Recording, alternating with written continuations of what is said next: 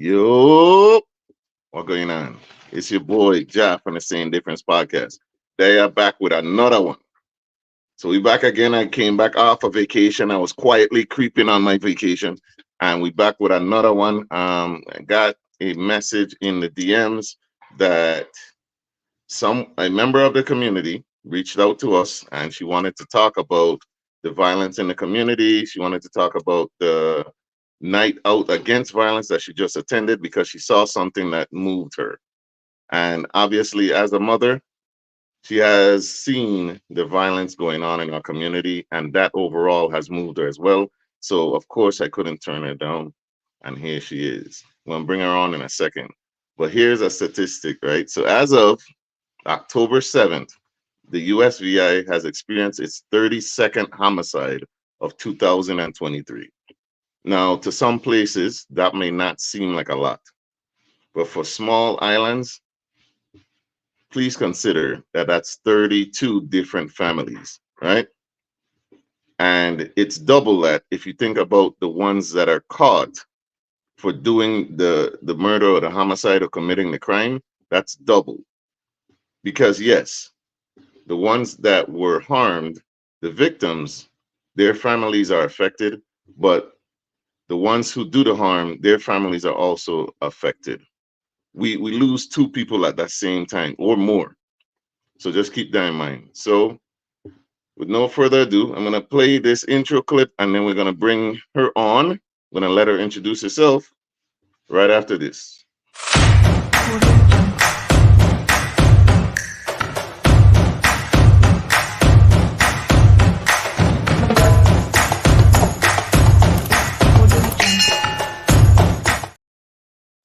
Yo, all right, so we back. Uh, can you please introduce yourself? Tell the people who you are, what's going on, why are you here? Good evening. I am probably most known as God's gift to the world on social media, but I'm also known as Miss Tracy to many in the community, as I was a teacher and educator for 14 years here in the U.S. Virgin Islands. And of course, others know me as Patasha. Thank you for that. So you reached out to the page. Something touched your heart when you were at that rally against violence that night out. Do you Yes. want to tell us about what happened? Absolutely. But before I get into that, I want to piggyback off of the statistics that you provided at the beginning of the podcast. You mentioned that there have been 32 murders in the territory since the beginning of the year. Um, and I want to add that there have been 325 murders in the territory in the last 7 years. Um, and what you spoke about in terms of there being double that amount of loss in our community because one, we do lose the murder victims, but then we also lose the perpetrators. So you have double that many mothers grieving the loss of their children. Um, and so that was why when I attended the National Night Out activities in Frederickstead a couple of nights ago, where my son was a participant. Um, the interaction that I had with one of the young men who appeared to be a student as well. Um, he appeared to have been in junior ROTC, I think, at Central High School. Like it kind of hit me um, that this is why I do what I do. This is why so many of us in the community do what we do in terms of raising awareness and and fighting for better within our community. Um, at one point in the service, one of the speakers asked for a moment of silence. And this particular young man, he was in my vicinity. speaking with another adult. I think he was trying to get a T-shirt, and I was telling the lady she hadn't heard, so I told her, they're asking for a moment of silence, and he threw up his hands and he was like, who cares?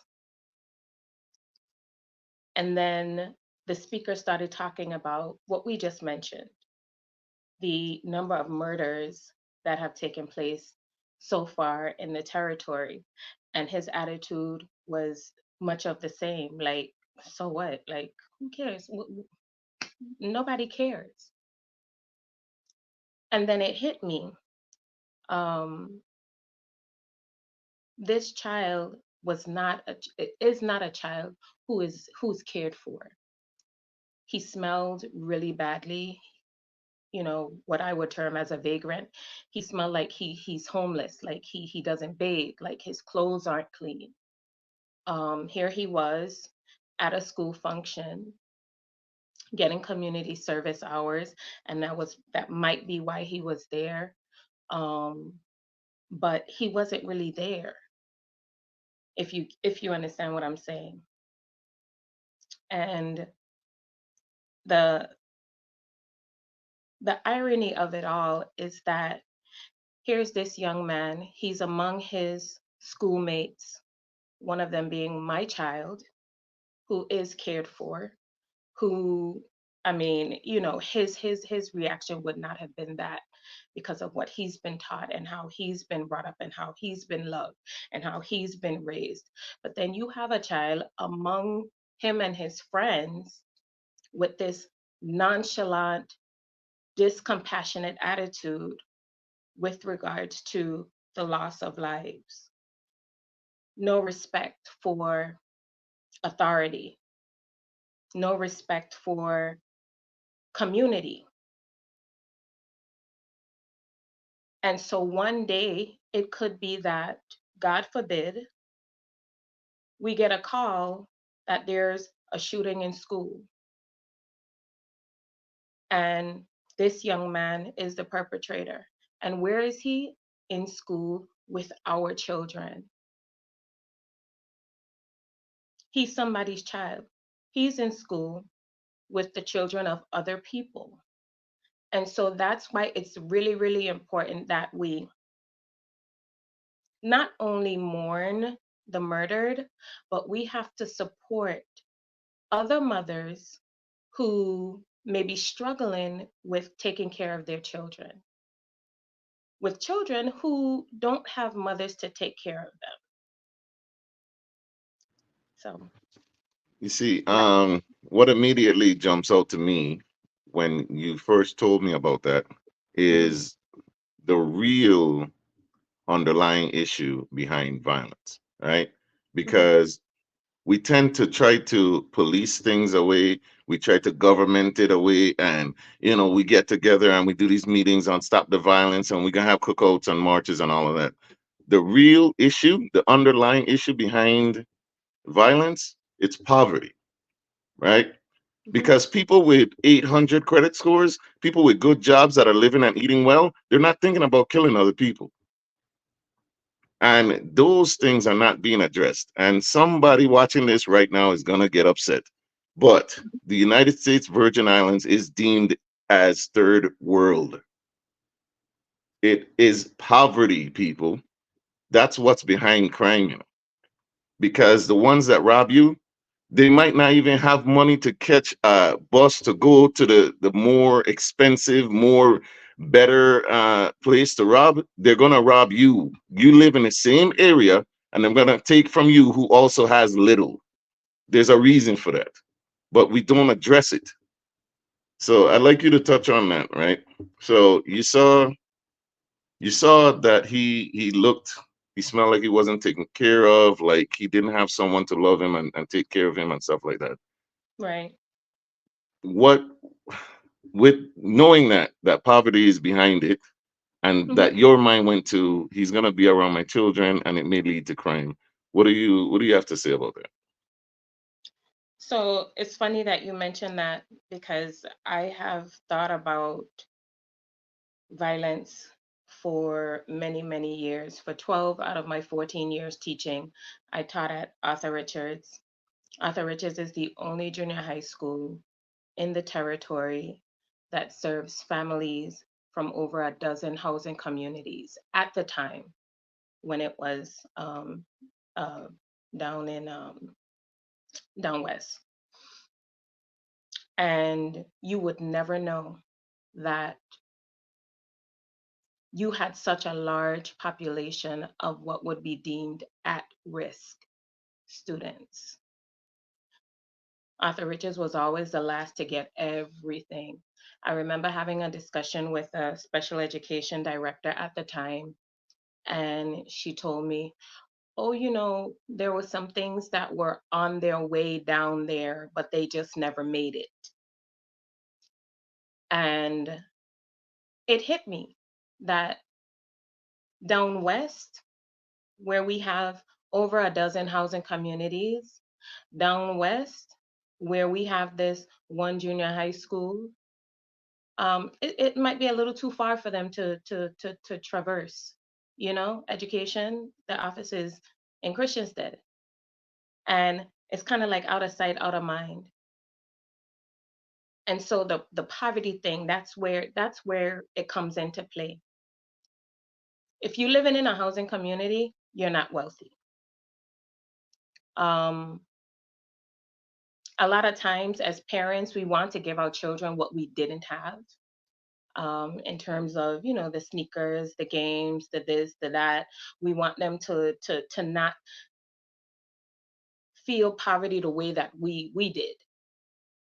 And I think they do a great disservice to their children because they don't understand the precariousness of their situation. They take things like education for granted because they don't see it as a means to an end to their economic situation. They don't see it as a means to improving their lives. It's just something to do or something that they're being asked to do. And so it's really important, for us to understand that, like you said, those people who are out there making 6 and 7 figures, they're not worried about breaking into people's homes. They're not worried about going to the club and getting into a fight with somebody and then just opening fire and killing random people. They're not out there gang banging. They don't have time. Their thinking is totally different. And why aren't we thinking more like them? I have an answer because Hmm. I was born, raised into poverty and way back poverty. I'm talking food stamp books, the books with the different colors. So I'm Yeah. old school broke. So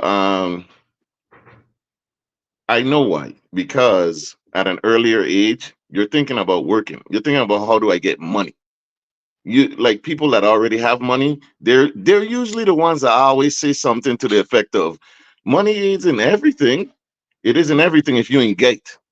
Because Hmm. money could solve 100% of a broke person's problems. You hungry? Money could fix it. Your stuff broken, your lights off, money could fix it. But if you have all them things, of course you're gonna say money ain't an issue. So what do you say to people who are in that position, right? And you're telling them that education is the key, and you're pitching something that, quite frankly, it's later. Like I'm hungry now, I need money now. What do you tell those that are wanting that fix right now? Even though you're right, education and knowledge is the key, and it could take you further than anything else. What do you say to the ones that are like, "What am I going to do now, though?" So when you say hungry, I kind of think of it in terms of being an analogy because people are hungry for a lot of things. Are people necessarily hungry for food? I mean, do we really have people who, if they want a meal, they can't get it? because I think there are several food kitchens around, and island people. One thing we're not going to deny you is food. We'll feed you. We will definitely feed you. So when you say they're hungry, I don't think they're necessarily hungry for food. I think they're hungry for notoriety. They want to be known, they want to be seen. I think they're hungry for the finer things in life. They want things maybe quick, fast, and easy. They're hungry for the appearance of being wealthy because they saw their mother suffering and scraping and scrimping, and that can't be them. That's not going to be their life. They're hungry for acceptance, and some of that comes with beefing with people you don't even know because your cousin or your boys, they have issues with these people. So you have to be a whole part of it. I think people are hungry for a lot of things, and therein, I think, lies a lot of our issues as well. So you mentioned the gang aspect of it, and Hmm. the back home we call them turfs and this, Hmm. that, and the third, right? Hmm. And some may think it's not easy to get involved, but I think what I could be wrong.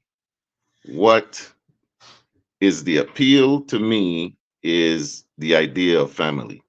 The idea of this man got my back regardless, no matter what happened, and then you end up in things that you really shouldn't be involved with.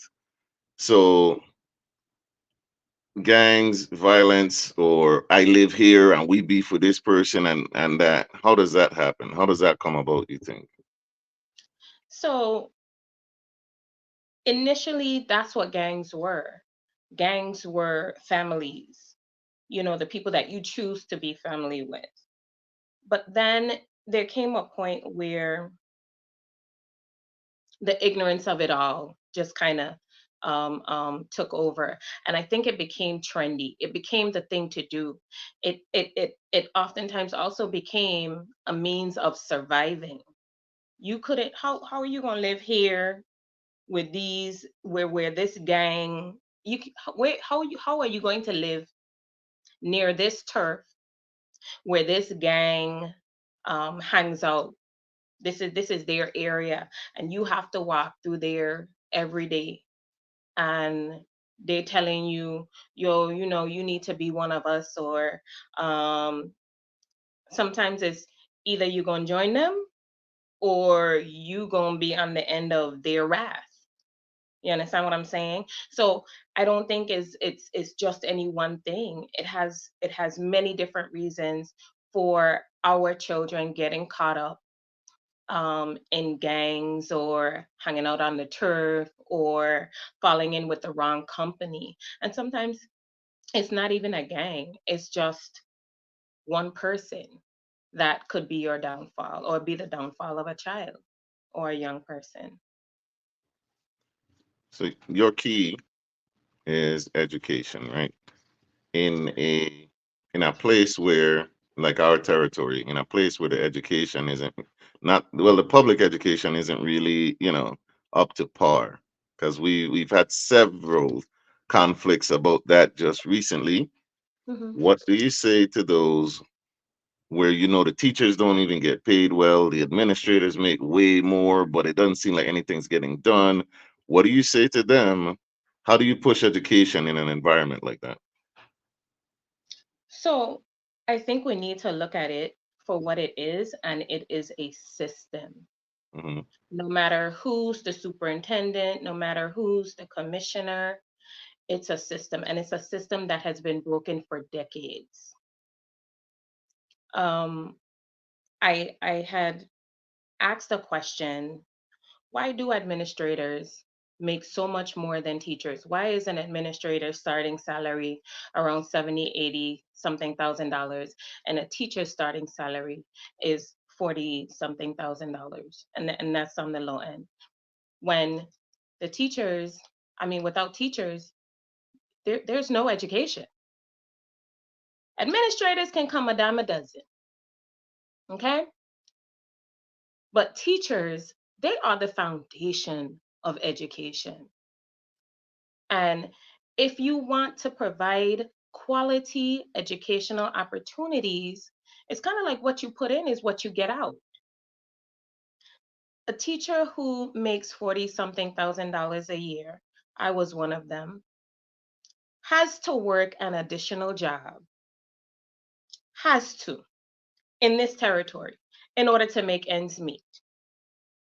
So, as a homeowner, a mother of four, I could not survive on a teacher's salary. I couldn't afford to give my children the opportunities, the exposure that they deserved as part of their education, as part of their upbringing, as part of their development as a human being, as a person, as a member of a community. I couldn't give them that unless I had another job. I chose to start another business because what I wasn't going to do was leave the government's building to go to somebody else's building while my children were God knows where. I started a business that my children were able to be with me, that they were able to work alongside me and learn just as much as I was learning from doing that. So education is not just math, it's not just science. There is a social aspect to it, children learning from each other, not just children learning from adults.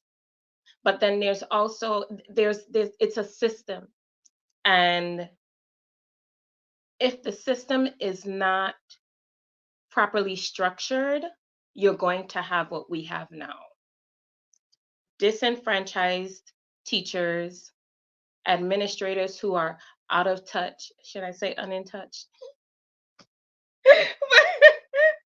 But administrators who are out of touch. I saw the other day someone shared a video from some years back. Somebody in education was once a teacher, was shown out on the outside of the school demonstrating, but now they're in the administration and they're docking teachers for being out of work because their classrooms are 90 degrees, because their classrooms are falling apart, because they can't function. And I was one of those teachers. And my goal was to become an administrator because I saw that things weren't, this system wasn't working right. And I felt like, well, maybe I need to become a part of the administration so that I can fix the system, you know? But it, it's very dynamic. It's not just one thing. It's not just two things. It's a lot of different things. Um, so it's a matter of one looking at education as a system, understanding as a community how you want that system to work. What do you want that system to do for you? And you creating that within your system. I gotta push back on that because I do not believe there's a lot of talk about systems, right? But I do not believe that a system can be changed from the inside after it's already corrupted and messed up. Like sometimes those systems need to be completely restructured and start over. And I think that's what the issue is. I'm a firm believer in grassroots movements and Hmm. community based organizations because everything starts in the household and then it Hmm. goes outwards towards the community, right? So there was talk about it being systems and also social, I guess, socioeconomic issues. So, how do you bridge the gap between the system and a child's socioeconomic needs? Now, I cannot profess to know all the answers to your questions. I can speak from experience, one as an educator, but two also as a child who was raised in poverty. There are just no two ways about it. Um,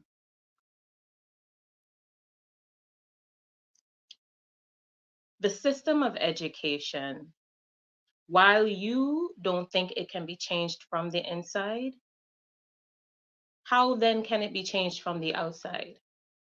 I think both things Mhm. need to happen in sync in order for there to be real change, in order for there to be change that's going to create what it is that the community actually needs. I think it For starts example, with a mindset shift of the community. That's the baseline. true, Because a exactly, community that stands on its own does not need to be told what to do, especially if it's enacted systems that work, right? right, right. So I that's the first thing. totally agree. And I think we had shared this, um, we shared those thoughts before Yeah, previously. yeah. Um, and I totally 100% agree with you. But I want you to bring your I want to bring up this particular subject, right? In education here in the US Virgin Islands, we have an alternative education program for um, at-risk students who have usually shown to be violent um, on school campuses, right?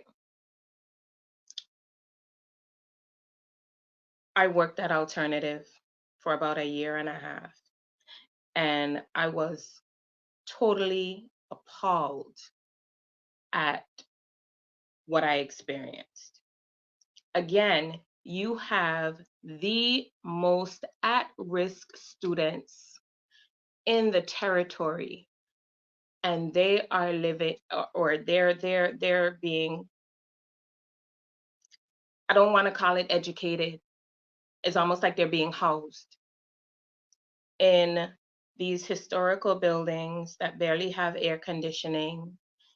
There's a curriculum by grade level, but it doesn't seem to be one at alternative education because they don't have the materials. They don't have, I'm going to say it's a travesty. Okay. Where you have your most at risk children, that is where you want to put the most of your resources, your human resources, your whatever it is, the best that your educational system has. And in this case, both at Arthur Richards and at Alternative and at Central High School, they get the least. So when do parents, would you consider parents to be inside or outside? I would consider them outside They're not. as community members. No, they're not. They're Mhm. customers. Customers, their They clients. are. They're Uh-huh. customers. They're, we don't just educate children, we educate families. So their parents can't be on the outside. The outside are the people who don't have children going to that school. True. They don't True. have any skin in the game. So how But do you if get you them are sending involved though?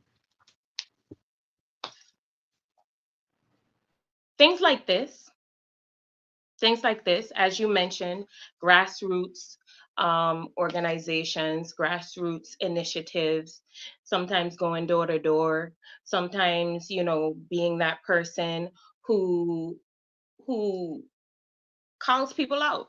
Hey, they had a PTA meeting at such and such a school. There were only 10 parents there. I know your children go to that school. I better see you at the next PTA meeting. It's on such and such a date at such and such a time, or else me and you gonna fall out. Is that fair though? Like you said, even as a teacher, right? You Hmm. had to have something outside of your job bringing Hmm. in income. It's Hmm. fair to assume that the parents have the same issue. And like I could see both sides of that to where I feel a way even asking a parent to who I don't know what their situation is. They may be working two jobs, right? For Hmm. me to ask them, hey, you need to be here at this time, and I, I don't know. What do you say So, to them? so this is the thing. What good does it do that you work two jobs to put food on the table, to keep a roof over your child's head, but you are not vested, you're not invested in your child's life, in their daily comings and goings. You have no clue what happens to them when they're at school for how many hours out of the day where you think that things are supposed to be running well and they're actually not. You have to, it kind of brings to mind that they say what police officers and preachers, they have like the worst kids because they spend so much time trying to save other people, Mm-hmm. they neglect their own, Mm-hmm. you know. So that's why for me it was important that I did something that did not take me away from my children for the time that we were not in school. When I'm in school, they're in school. When I'm out of school, they're out of school. And I understand that it's a bit of a catch 22, but then also that's where the village comes in. That's where mothers support other mothers. Hey, you can't make it, I can make it. I'm going to get this information, I'll bring it back to you. If we need to do something, I mean, we know that folks don't have to be somewhere in person to participate, to be in the know, to contribute, to help, but you have to know. You can't not know. So there has to be a way for you to know what's going on at the PTA meetings, at the school, with your children. But again, that's where the village comes in. That's why it's so important for mothers to support mothers. Because at the end of the day, if we don't support a mother who's not able to care for her child, what's going to happen to that child? So That child is going that child is speaking going of to that, you Mhm. have a you're trying to organize a village with the Million Mothers March Yeah. and get mothers supporting mothers. Can you speak on that? Yeah. Um so back in 2016, um in the summer of 2016, we lost four, well, three teenagers and one 20-year-old, two 18-year-olds, one 19-year-old, and a 20-year-old, um, to violence, shot dead, four of them in the span of maybe a month. And I spoke with one of the mothers of one of the victims, and I just kept hearing her say that it happened at a party in full view of others, but somehow nobody knows. Nobody is saying who. And we know that there's this culture, oh, if you say, if you s- see something and you say something, you're a rat. I kind of want to take it a step further in that let's create a community where you don't need to rat, where there are no buyers of these guns that are getting smuggled in here. Because guess what? If there are no buyers, there are no sellers. You're in it to make money. If you're not making money, you find someplace else to go. But part of that is bringing back the village, having that compassion for one another, um, supporting one another. It all ties in, it's all connected. We're all connected. And it's the mentality that no one should say anything to your child, or no one should know what's going on in your home, or I'm going to mind my business. You know how many times I walk down the street, I've seen like young people cursing and acting crazy, and I look at them and I speak to them. And I don't know if it was because, I was a teacher, but I just always felt like I know better. So I'm going to talk to them so that they know better. And you usually see them, they get all, contrite, and I'm sorry. Yeah, I know better and I'm going to do better. And you let them know, I was there once. I was your age and I used to be out in the street when my mother wasn't around acting a fool. But guess what? I learned better. And I want you to know better and do better. But it just goes back to being a village, mothers supporting mothers, because no mother wants to know, and you're going to say something about this, but no mother wants to know that their child took some took another mother's child's life. You gonna say it? All right. Yeah, I got 2 points. So, oh man, the guns thing.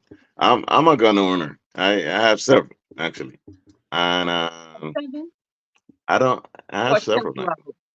Several. I have several. Oh, okay. Yeah. So I don't know if it's even possible with a gun culture like America to say Hmm. that we could just cut the buyers altogether. I believe that we can substantially lower the gun victims and the shootings and all of that. Like I wholeheartedly believe that because there are countries where like their entire year it's only been one gun death. You know what I'm saying? So it's possible we have the blueprint. But And that let me say that uh-huh. when I'm talking about buyers, I'm talking about underage. I'm talking Mhm. about the illegal gun owners. Okay, I'm talking okay, about the okay. young people who feel like they need weapons. That makes sense. That makes Yeah. sense. Because there we don't produce any on island as far as I know. There are no gun manufacturers, but there's a lot of guns on the islands. Hmm. So that's a whole nother topic. But Yeah. as far as the mothers, so you're trying to reach out to the mothers for your Million Mothers March, and home mothers are a very big deal because back in the day, if you even start a sentence with your mother, it's a fight. A hand is coming next, right? Hmm.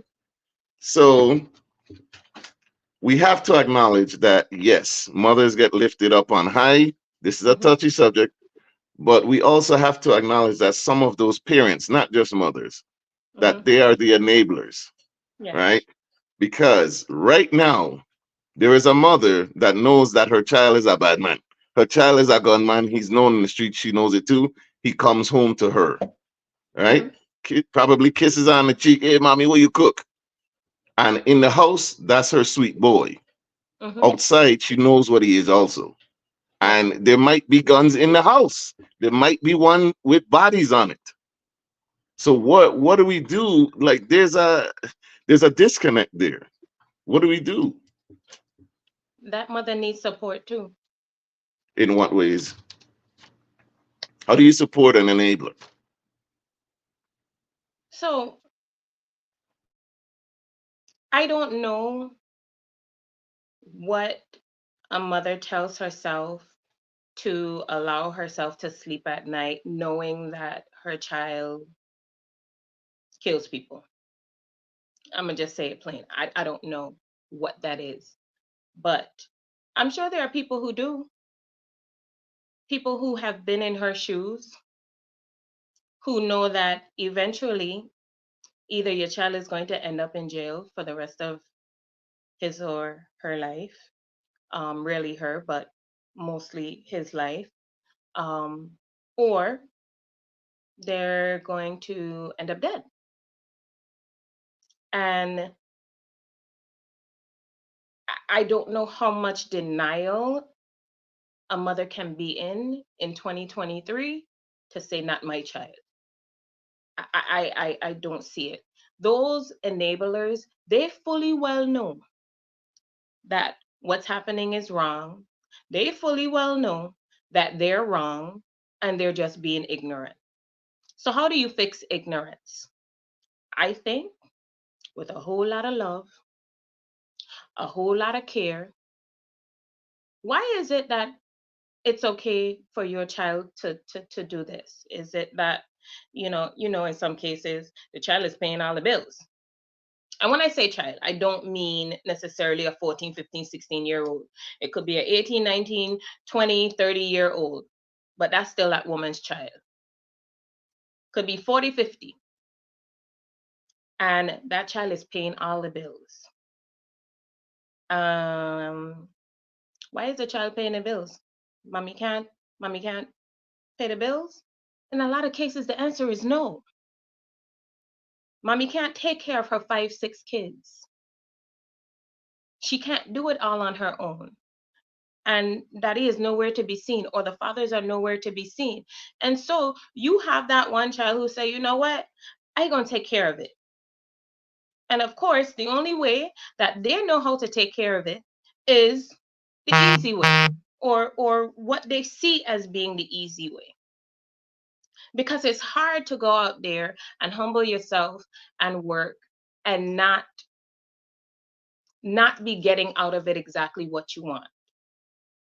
The only way that you're really going to get what you want out of it is if you're doing something that you want to do for yourself. If you're an entrepreneur. And quite frankly, aren't they entrepreneurs? The street pharmacists and you know, but you know, you got to channel their energies. But that whole family, mom needs support, the whole family needs support. And again, it comes back to the village. It comes back to mothers supporting other mothers. It comes back to the community supporting mothers. So resources. Like Nora Angel said, resources are needed. I agree. And Mhm. I think it came back around to even, not having, being one of the have-nots, poverty. It comes back to that again because you wouldn't do it if you were good. If you were in a position where everything around you is good, money flowing in, you didn't worry about gas, food and stuff like that there, you wouldn't be doing these things. Yeah, So I guess we might need to stop judging and do more helping. So exactly. with what you have going on, I do need to ask if it's a community based organization, a community minded project, why not mothers and fathers on a Million Man March, Million People March? So this again was born out of my desire to support this mother who I sat with after her 18-year-old child was murdered. Um, and like you mentioned, mothers are held in very high esteem. You know, who can really look at a mother grieving? So a couple of weeks ago, I was on St. Thomas, and there was the um, night of remembrance where they remember victims of violence. And there was a senator who spoke about the losses that she suffered. And I believe it spanned about four generations. We're talking about, I think, an uncle, the uncle's child, the uncle's child's child. It was about four generations of murder victims. The police commissioner was also there, and he spoke about a mother's cry. That sound that comes out of a woman when she learns that her child is dead. Who can hear that? Who can see that? Who can look at a mother's grief, her, because you don't look the same. You don't move the same, you know? And who can look at the countenance of a mother who has lost her child and not feel some kind of compassion? And it's not that fathers don't deserve it, but men really wear their grief differently for the most part, largely. Not all, not, in every case, but it's just not the same. You really won't hear men out there screaming, crying. You don't get this. You don't always get the same reaction. So for me, it was really just about wanting to do more for a mother who lost her child, and thinking about the fact that when her child was killed, he was among his friends, he was among other people's children, all of them having mothers. And I could just, I mean, as a mother, it would be an impossible situation, because you have to think about those children needing some support because of what they experienced, what they witnessed, and what they must be going through to keep that secret. Because I mean, why would you? There has to be some kind of fear. There has to be some kind of psychological barrier to you being able to stand up for your friend and say, hey, you know, it's not right. That young man that you saw at the night out against violence, right? Mhm. If perhaps he sees any parts of this, what would you like to tell him? I would like for him to reach out to me. One, two, if he's not able to, what I would like for him to know is that there are people in this community who will love him, care for him, and uplift him, who will support him, because he needs it. He really does. And he is one of many. This isn't the first time that I've seen something like this. But again, it hits home. I was there because my son was there. His parents probably weren't there.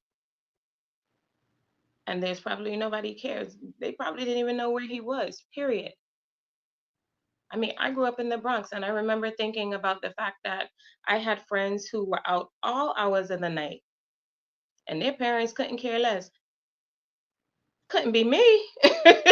But it happens. You have parents who, again, enable lawlessness, but then you have some who are just, they don't know any better. They'll know better. Exactly. They really don't. Because guess what? That's how they were raised. Those are the values that were instilled in them, or those are the values that were not instilled in them, you know. And you have a lot who feel like they can't do any better and need support. So for that young man, I really would like for him to know that he deserves to be loved, and there are people who can love him and help to take care of him. And for that young man, if he should happen to see this, mentors are available. I'll volunteer as one. And just be, if it she is correct that you don't have a mother that is there to nurture you, care for you, there are mothers that may not be your birth mother that are ready and willing in our community. I don't believe that the village is gone. I believe, especially in the islands, the village is alive and well. It needs to be repaired, but I believe it's still there. Yes. So the guest gets the final words. What would you like to say to the audience? What would you like to put out there with your last words of wisdom? So, first of all, thank you very, very much for this opportunity. Thank you for, carrying the torch that you're carrying to provide this platform for Virgin Islanders to discuss and find solutions for the problems that ail us. Um, but in closing, I would like to invite everyone to the USVI Million Mother March. It's going to be on Sunday, October 29th, starting from the Sunshine Mall, heading down to Frederickstead, Fort Frederick. And